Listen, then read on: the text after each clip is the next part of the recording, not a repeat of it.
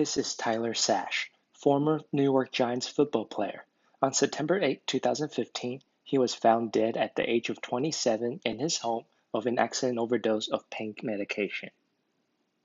This is Justin, former offensive lineman for the Steelers. On September 30, 2004, he died in a car crash after taking police on a high-speed chase. His erratic behavior could not be explained. His toxicology report showed no evidence of drugs or alcohol. This is Terry Long, former right guard for the Steelers. In June 2005, Long committed suicide by drinking a gallon of antifreeze.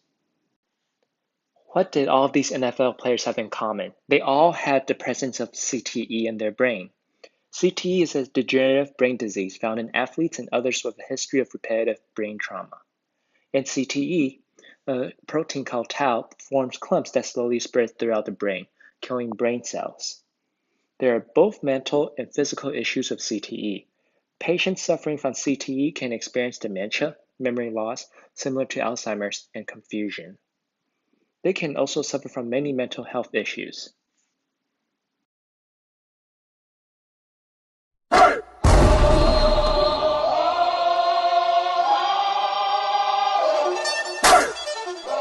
Here comes the, y'all don't really want it like that. Yeah. Here comes the, no. Here comes the, oh. Here comes the, y'all don't really want it like that. Yeah. Here comes the, no. Here comes the, oh. Here comes the, y'all don't really want it like that. What you've been seeing are tackles that have led to concussions. And concussions are the leading causes of CTE, which is being increasingly found in football players. Players had always known that playing football leads to injuries. But what they've been finding out recently is that football also leads to permanent brain damage. Most football players may have thought about not being able to walk well, or feeling pain in parts of their bodies year after retire. But most of them never consider about the fact that they will not be able to think well or having dementia.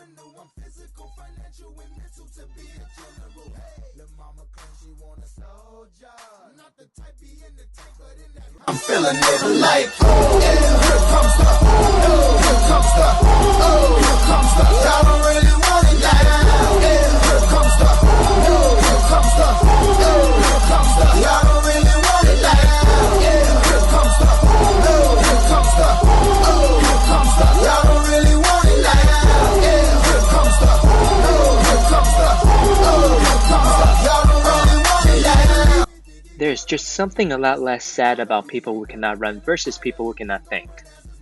Unfortunately, not being able to think due to brain injury is exactly what's happening to all the football players you see right here.